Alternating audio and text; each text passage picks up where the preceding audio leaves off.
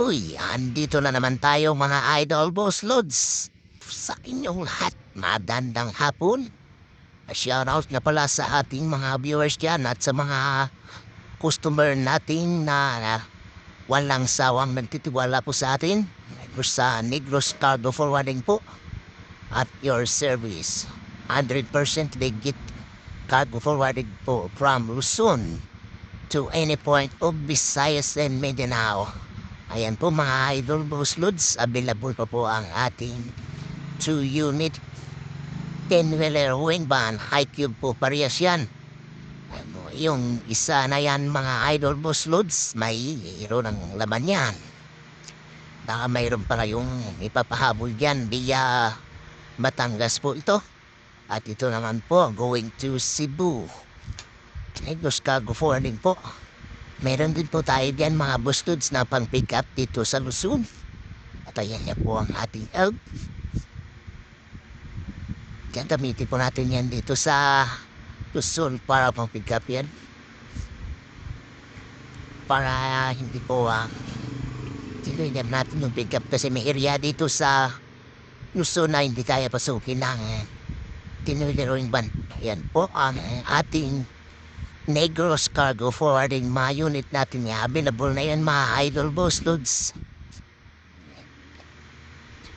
Puro high cube yan. Mga idol boss loads. Matanda po kami ng mga truckload or pasabay. Basta po magkasundo po tayo sa rate. Kipikapin po natin kagad idol boss loads. Walang marami pang pag-uusapan yan. Diretso pick up kagad yan mga idol muslods. At binabati ko po pala yung mga natin, yung mga driver natin na mababait at yung mga customer natin na walang sawang nagpapakarga sa atin at nagtitiwala. Shoutout sa inyong lahat mga idol muslods, sa ating mga driver na masisipag at mababait. Shoutout sa inyo, ingat po kayo palagi sa biyahe nyo. Naway na bayan kayo sa biyahe nyo. Pero truck po ang magkasunod na bumiyahe.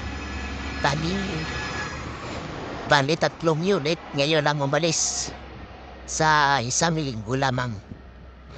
Idol boss loads, sana'y gamayan po tayo lahat ng ating mahal na Panginoon sa ating trabaho at sana bigyan niya po tayo ng maraming customer na magtiwala sa atin.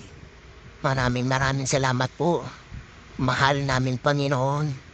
Sabayan niyo pa po kami, mahal namin Panginoon. Para sa ikakaunlad ng lahat. Thank you and God bless you all.